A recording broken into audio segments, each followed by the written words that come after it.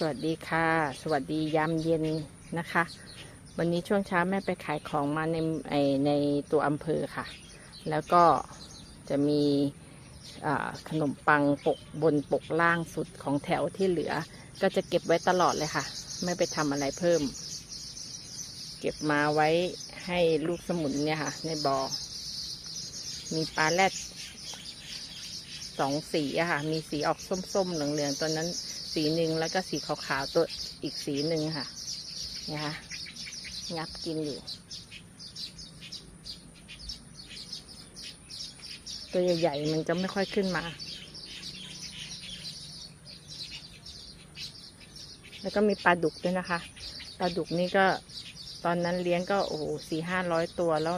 มันน่าจะออกไปพร้อมกับน้ำท่วมเมื่อ2 ปีก่อนซะเยอะแล้วค่ะนี่ก็น่าจะเหลืออยู่ส่วนหนึ่ง